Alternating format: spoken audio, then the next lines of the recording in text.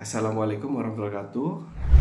Perkenalkan ya, saya Kelana Erwin, menjadi staf pengajar di Universitas Sumatera Utara sejak tahun 2005. Topik ya yang kita pelajari itu auditing hari ini.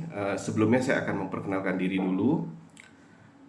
Saya pengalaman kerja ya sebenarnya di Universitas Sumatera Utara sebagai staf pengajar internal audit pada awal pertama masuk di USU. Setelah itu saya banyak mengajar di sistem informasi. Di 2017 ya saya lulus pendidikan S3 di Universitas Utara Malaysia dengan gelar Doctoral Business Administration. Pada tahun 2024 ya saya lulus sertifikasi CPA. Jadi saya selain dosen juga sebagai aktif partner cup di salah satu KAP di kota Medan ya, tetapi pusatnya di Jakarta. Saya mengajar mata kuliah auditing ya. Metode yang saya gunakan dalam mengajar auditing adalah pertama-tama saya melihat peraturan perkembangan terbaru ya, perbandingan dengan yang lama.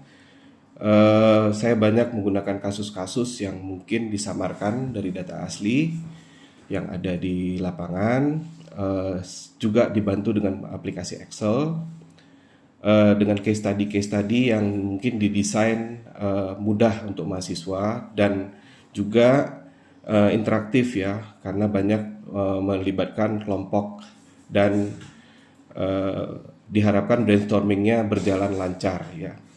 Setiap minggu mahasiswa akan direview dan diberikan solusi apabila terjadi masalah dalam persepsinya.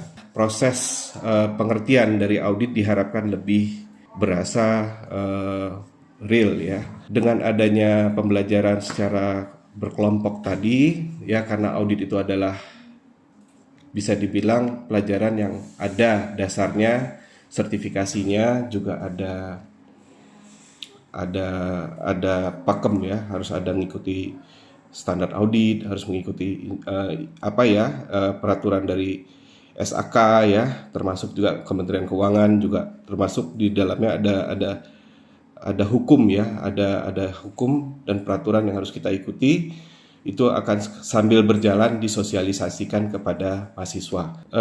Dengan metode yang interaktif tadi ya, mahasiswa juga dapat melihat ke dalam website ya, ada portal yang dimana mahasiswa juga dapat mengakses bahan daripada pelajaran.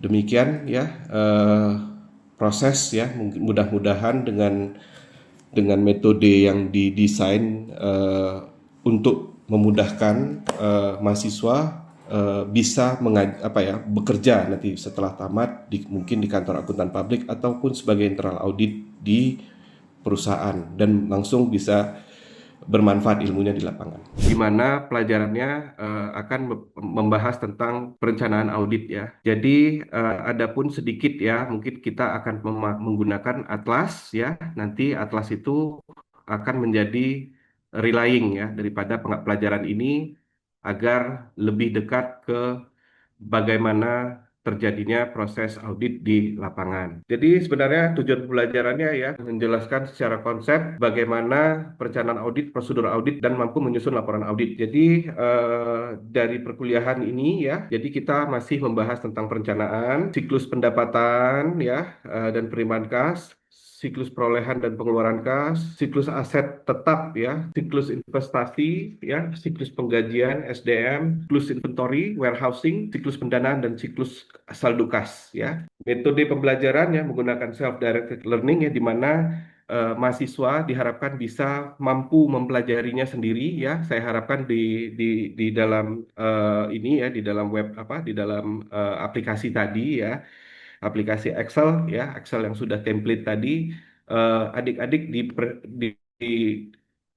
ditampakkan ya, eh, standarnya ya, standar audit berapa ya, bagaimana menghitung materialitas, eh, risknya ya, masalah macam mana mitigasi risk, dan itu risk response. Sebenarnya kita bahas tentang siklus ya, konsep dasar siklus audit ya.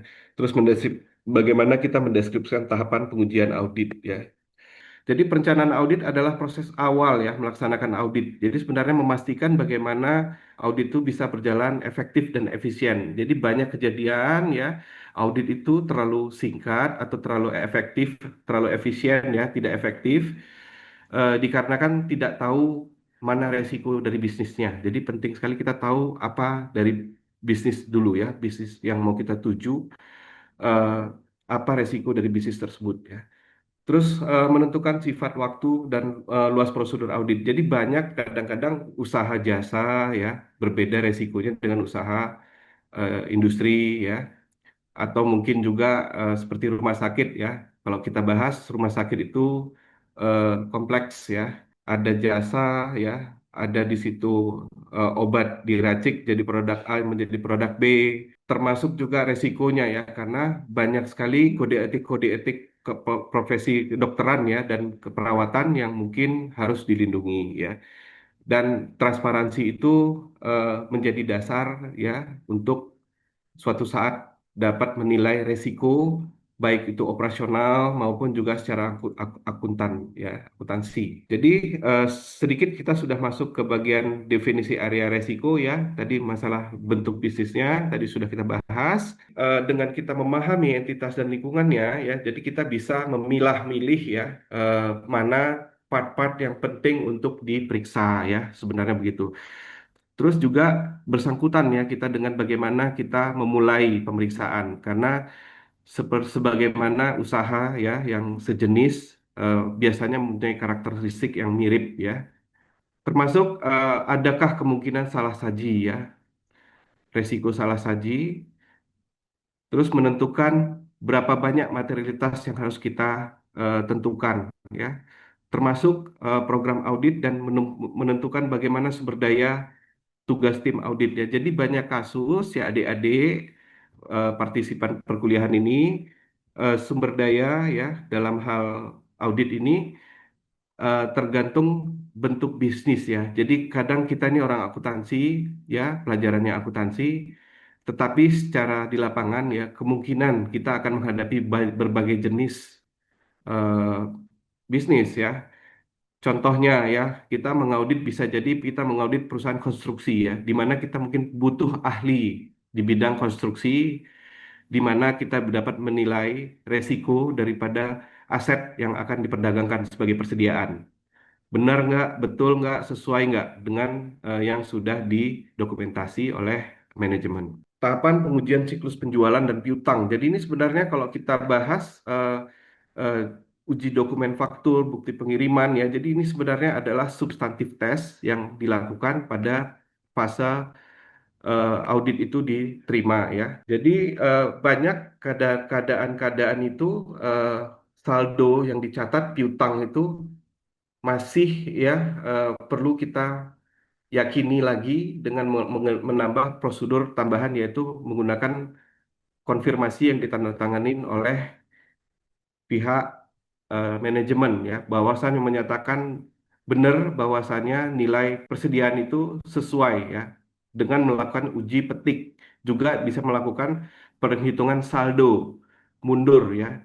Jadi mulai dari persediaan itu keluar masuk ya itu semua eh, kita total ya kita kurangi tambah kurang sampai ke saldo 31 Desember waktu ditutup buku ya apakah sejalan apa tidak. Jadi eh, analisis umur piutang ya. Jadi sebenarnya ada juga kasus di mana piutang itu selalu dicatat piutang ya. Mudah-mudahan prinsip daripada piutang tadi, umur piutang ya. Tapi kalau di dunia perbankan juga ada spesifik khusus ya, makanya ada ada karakteristik bisnis ya. Karena di OJK juga diatur tentang eh, berapa lama ya pinjaman itu lancar atau tidak lancar ya. Jadi ada call satu, call 2, call 3, call 4. Nanti kita bahas mungkin di pertemuan berikutnya. Verifikasi cut off penjualan ya. Jadi di sini ya kita tadi bahas masalah piutang ya, piutang dan penjualan ya. Jadi kita masuk ke siklus pembelian dan persediaan, juga siklus persediaan penjualan ya. Jadi terdapat dua siklus dari pelajaran terdahulu ya, dari pelajaran SIA ya, bahwasannya ada siklus pembelian dan siklus penjualan ya, di mana dua-duanya bersinggungan dengan buku stok atau ada kartu ya, kartu persediaan di gudang. Jadi sebenarnya kalau misalnya kita bahas di dunia industri ya, persediaan itu ada yang memang kadang-kadang seperti kasus apotek ya, atau di rumah sakit ya, itu ada advantage tersendiri ya, bahwasannya kalau persediaan itu umurnya ada yang kira jam, ada juga yang dikiranya mungkin less than 1 tahun ya. Jadi di sini kita harus bisa membuat cut off ya, bahwasannya yang dianggap persediaan yang bisa dijual dan memang berapa banyak yang memang penjualan itu betul-betul di dalam waktu yang benar-benar range dianggap persediaan penjualan. Sedikit lagi ya masalah evaluasi penyisihan kerugian piutang tak tertagih ya, allowance for bad debt ya. Jadi kalau kita bahas juga ya, kadang-kadang kita bertransaksi ya, bisa jadi dengan pihak berelasi dan pihak tidak berelasi.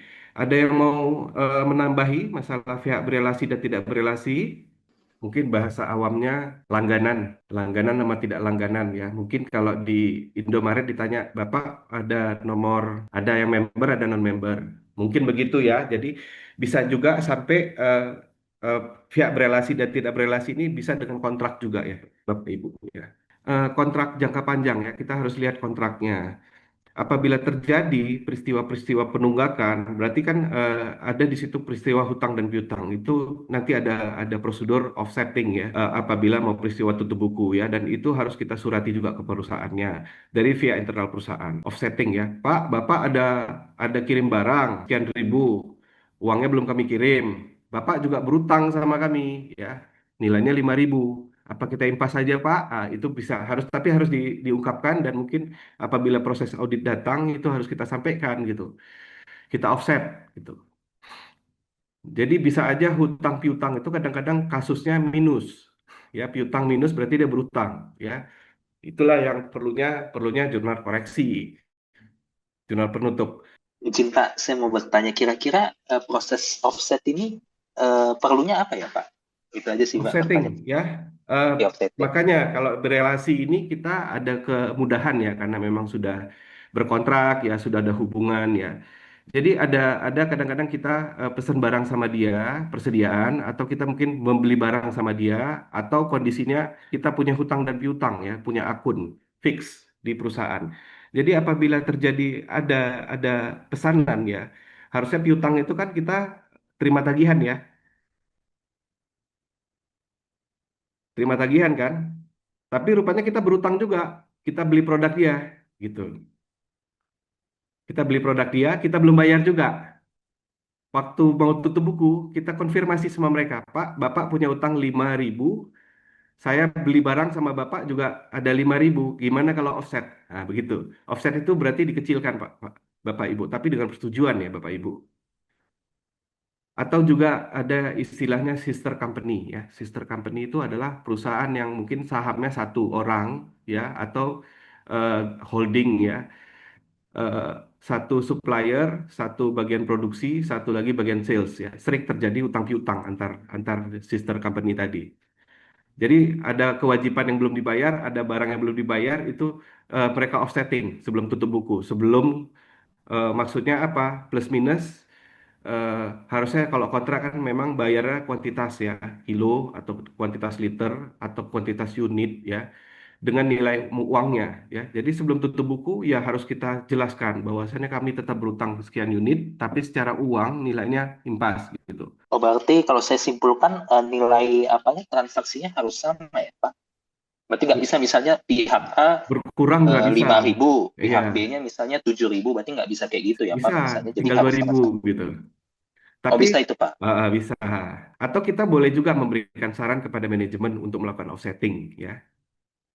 sebagai internal audit maupun juga sebagai external auditing ya. Pak, di offset aja Pak. Ya, begitu. Kenapa? Nggak mungkin piutang minus Pak. Lebih banyak utangnya gitu ya daripada piutangnya gitu. Jadi kan nggak masuk akal ya laporan keuangan itu minus gitu ya. Jadi sering kejadian juga Bapak Ibu kadang-kadang terjadi ya posisi seperti itu. Makanya itulah gunanya menggunakan ini offsetting tadi disarankan seperti itu. Itu teknis di lapangan ya. Nanti kita bahas lebih lanjut. eh Bisa kejadian di bisnis bank ya, di bisnis bank. Kalau kita kredit ya di bank, apabila telat bayar sebulan Anda akan ditelepon ya, call satu, call 2, call 3, call 4, habis itu macet ya di call 4. Jadi begitu macet, apa yang harus dilakukan? Dari call 2 dia punya pembobotan ya, dibebankan mulai dari 10%, 20%, sampai ke 100%, tergantung jenis usahanya. Kadang-kadang ada yang kebijakannya berbeda ya, karena tergantung produknya. Kalau di bank, ada peraturan dari OJK yang harus melakukan pembobotan, piutang allowance for bad debt tadi ya. Jadi sering sekali ya kadang-kadang untuk tidak terjadi ya, kerugian piutang itu dibiayakan ya dianggap biaya. Sering sekali customernya ya yang melakukan pinjaman tadi ya itu di reklas ya atau di apa di review kembali, di reschedule atau mungkin di restrukturisasi ya. Bisa jadi menambah eh, apa lama pinjaman ya harusnya mampunya bayarnya 2 tahun apa perjanjiannya 2 tahun dijadikan 4 tahun ya karena apa mungkin kejadian alasan turun turun ininya turun kemampuan membayar yang mana tahu bisnis gak lancar ya itu harus kita bahas lagi masalah behavioral ya jadi memang sangkutnya ke mata kuliah yang lain ya masalah behave ya masalah baik-baik baik tidak baik ya jadi kita harus porsikan orang itu memang ada yang ingin membayar gak ada duit ada yang nggak ada duit nggak mau bayar, ada juga memang yang 50-50 kalau bisa ngemplang-ngemplang aja ya. Ada yang mau ditanya, adik-adik? Tapi kalau yang diutamakan ya, yang untuk di reschedule ya, ada syaratnya ya kalau di dunia banking ya. Itu yang ada willingness to pay, tapi memang kondisinya memang lagi eh, bermasalah secara keuangan. Mereka mungkin penjualannya turun ya, atau kalah bersaing ya. Mungkin kalau dengan adanya kita permudah mereka bisnisnya bisa lancar lagi dan diharapkan eh, tetap ya mungkin eh, perhitungan bunga atau bagi hasilnya tetap harus eh, menguntungkan ya makanya sering juga kejadian dari teman-teman OJK ya sebagai CAP ya saya punya pengalaman itu mereka menitip akun-akun yang memang bermasalah ya kadang-kadang agunan tidak cocok ya dengan yang dipinjam ya itu harus kita review kembali.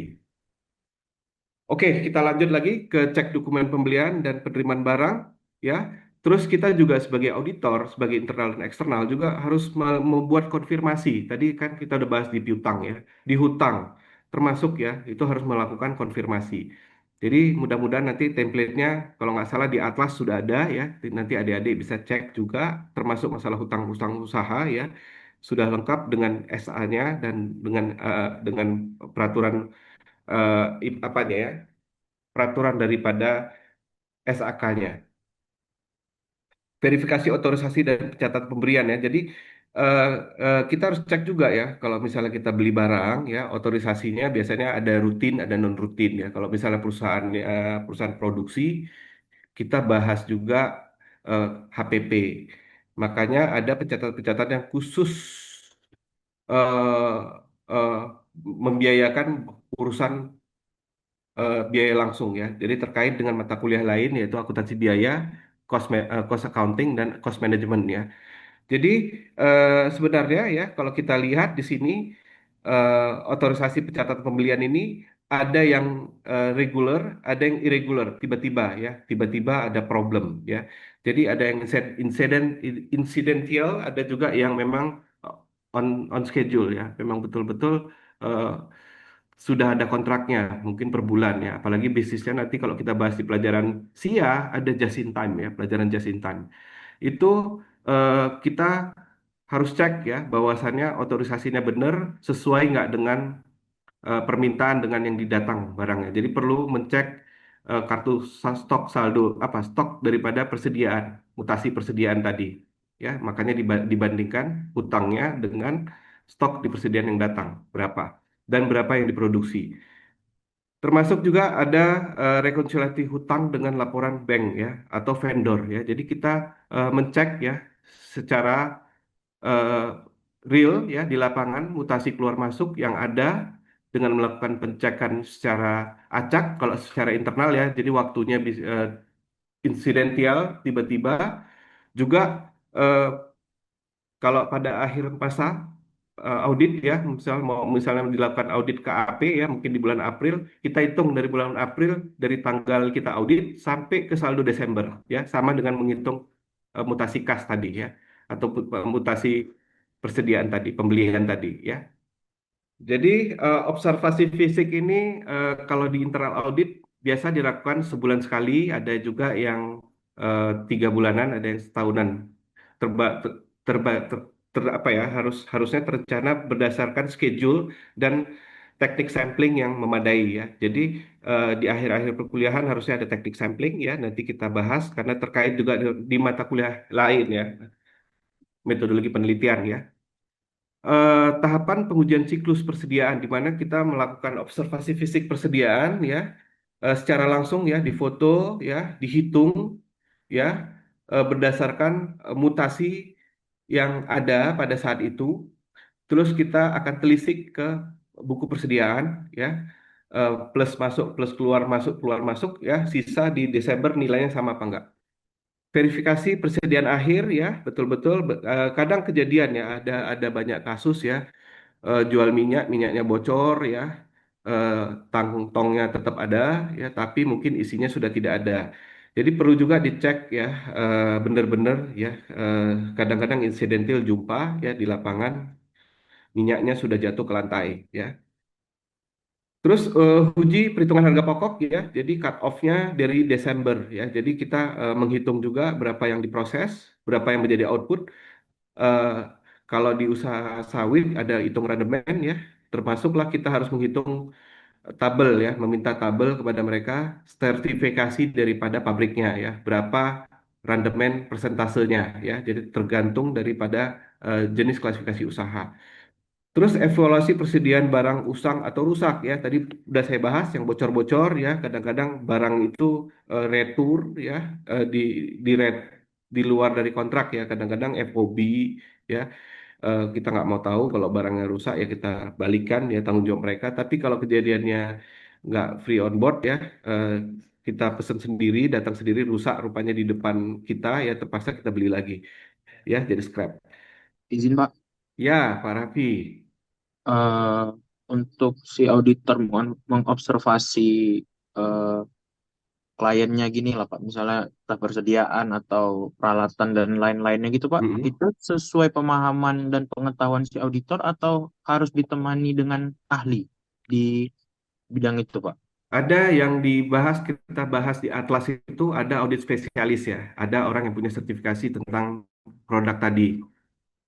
Contoh, jadi saya sudah bahas juga tentang konstruksi ya. Kenapa? Kita kan beton, mana beton A100 ya, itu kadang-kadang nggak tahu jenisnya. Kadang-kadang kita perlu anak sipil, mungkin uji lab. Contoh paling lucu, Pertamina ya. Ada KAP-nya juga ya. Bertahun-tahun di audit, rupanya nggak tahu, rupanya ada masalah dengan kualitas ya, kualitas daripada auditnya. Minyak kuantitasnya, kualitasnya tidak dicek ya. Memang sebagai akuntan kita ya mana ada urusan ya, urusan itu. Tapi bisa jadi waktu pas persidangan bersaksi bahwasannya prosedural itu diperiksa apa enggak, kuantitas minyaknya mungkin betul, tapi kualitasnya belum tentu ya. Itu yang kadang-kadang menjadi handicap profesi kita. Makanya perlu spesialis ya, perlu kita tanya pendapat daripada ahli dan didokumentasikan bahwasannya benar adanya kualitasnya dan log apa ya analisanya benar apa enggak. Karena beda berat jenis air dan minyak ya, beda berat jenis udara ya, kadang-kadang oksigen beda ya, termasuk nitrogen beda ya, tergantung usahanya. Kalau di fabrikasi lucu ya, semuanya dihitung ya, mulai dari kontainernya sampai ke bagaimana mereka memproduksi barang karena berurusan dengan cost management. Kayak mana Pak Raffi perlu ya, berarti ada ahli ya. Kalau misalnya eh, kita ngitung, misalnya ya, kita ngitung tangki CPU ya. CPU itu kan kalau siang sama sore beda tebelnya ya, tingginya ya. Apalagi suhunya, standarnya berapa ya. Harus ada tabel Bapak yang mungkin disediakan oleh pihak eh, auditi ya. Atau kita dari internal audit ya kita tahu ada tabel ya. Ada namanya uji Tera atau contohnya uji Tera ya. Tera itu mungkin badan penyelenggara sertifikasi ya.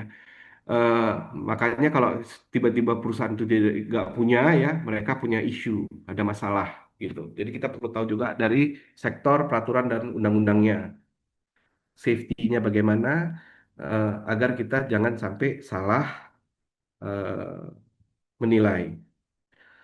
Ada kasus ya, ada kasus ya eh, hari ini masalah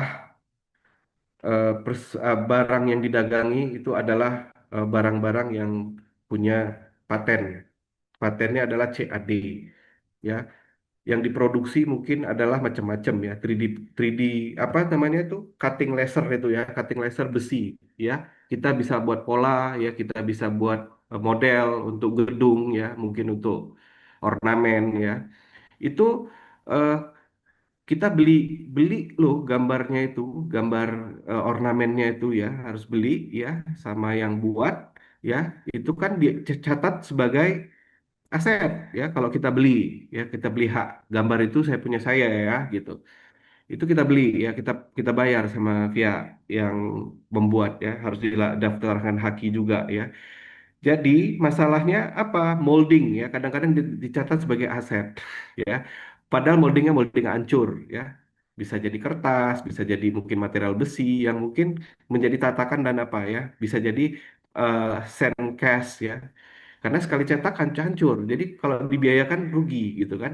Karena yang jadi aset itu adalah soft copy, CAD. Ah, seperti itu ya adik-adik. Jadi kadang-kadang ada sedikit sana masalah ya, perlu tahu juga teknologi informasi. Jadi kita bahas juga masalah siklus pembiayaan ya. Sering kejadian usaha itu bermasalah sama eh, likuiditas ya. Ada rupanya ada yang tadinya minta 5.000 tiba-tiba bertambah ya 2 kali lipat ya, duit kurang karena selama ini eh, banyak piutang-piutang yang mungkin kebanyakan promo ya karena perusahaan baru ya, rupanya nggak tahu, rupanya masalahnya eh, pada satu masa tertentu nilai permintaan terus berlipat ya. Di saat itulah mungkin dibutuhkan siklus pembiayaan di mana kita butuh bank juga ya untuk, atau pihak ketiga, atau kita jual ya sahamnya. Tapi yang tergampang adalah meminjam ke pihak penyedia dana ya yang di bawah OJK mungkin yang paling aman ya. Jadi diatur oleh pemerintah, dijaga oleh pemerintah. Jadi kita harus juga melakukan pinjaman ke bank ya. Kalau kondisinya sudah memungkinkan. Jadi di mana kita kalau misalnya jumpa pinjaman, kita harus cek juga ya. Eh, Jangan sampai klien kita ini rupanya atau perusahaan kita tadi yang kita bekerja tadi rupanya eh, membayar tidak mampu membayar sesuai dengan yang dibeli, yang dipinjam ya. Jadi perlu juga kita lihat berapa saldo pinjamannya, harus kita verifikasi kontraknya bagaimana. Terus kita lihat ya timetable pembayarannya sesuai nggak. Misalnya kita harus tengok juga kemampuan dia membayar ya, free cash flow bagaimana ya. Jadi perlu juga kita belajar akuntansi apa ya, keuangan ya. Terus kita harus juga evaluasi rasio ya, kayak mana kita membayar ada utang itu yang less than 1 tahun, ada yang lebih dari 1 tahun ya. Jadi jangka pendek jangka panjangnya bagaimana? Free cash flow cukup nggak untuk melakukan pinjaman tadi? Ada yang mau ditanya adik-adik? Next deh ya, mungkin ini ada mata kuliah yang belum tercover ya di masa lalu. Mudah-mudahan bisa menambah pengetahuan di masa depan. Ada yang mau ditanya? Mungkin Junio, Gilbert ya, Pak Rafael, ada yang mau ditanya?